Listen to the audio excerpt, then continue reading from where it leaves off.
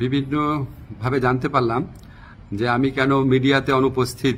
এটা নিয়ে সোশ্যাল মিডিয়াতে বিশেষ করে বিভিন্ন জল্পনা কল্পনা হচ্ছে এবং কেউ কেউ এই ধরনের আজগুবি কথাও বলছেন যে আমি নাকি বিদেশে চলে যাচ্ছি। আমি সবাইকে আশ্বস্ত করতে চাই যে এই ধরনের কোনো পরিকল্পনা এমনকি চিন্তাও আমার মাথায় নাই, প্রশ্নই আসে না। আমি মনে করি এই ধরনের গুজব, গুঞ্জন এবং আজগুবি বিভিন্ন তথ্য যারা ছড়াচ্ছেন, এটা হচ্ছে আজকে ছাত্র জনতার যে ঐতিহাসিক জুলাই বিপ্লবের মাধ্যমে আজকে যে জনগণের প্রত্যাশা সৃষ্টি হয়েছে সেটাকে বিভ্রান্ত করা এবং জনমনে অহেতুক প্রশ্ন সৃষ্টি করার একটা অসৎ উদ্দেশ্যে করা হচ্ছে। আপনারা কেউ বিভ্রান্ত হবেন না।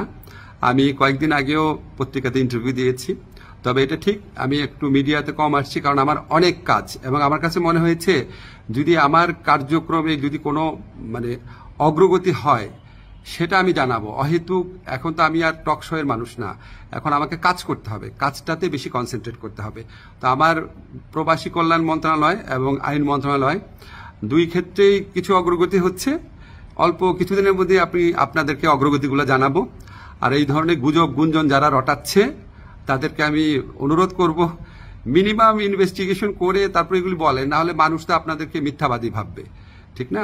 এগুলি করা উচিত না। বাংলাদেশকে একটা নতুন বাংলাদেশ গড়ার জন্য, রাষ্ট্র সংস্কার করার জন্য আপনারা বরং পজিটিভলি আমাদেরকে সাজেস্ট করবেন, ভুল হলে বলবেন। একদম সম্পূর্ণ আপনার আজগুবি, একদম অবিশ্বাস্য, অকল্পনীয় তথ্য এগুলি দেওয়া তো কোনো মানে হয় না, এটা এক ধরনের চরিত্র হননও। তো এগুলি করা ঠিক না। আপনারা আশা করি সকল বিভ্রান্তির অবসান ঘটবে আমার বক্তব্যের মধ্যে দিয়ে। সবাই ভালো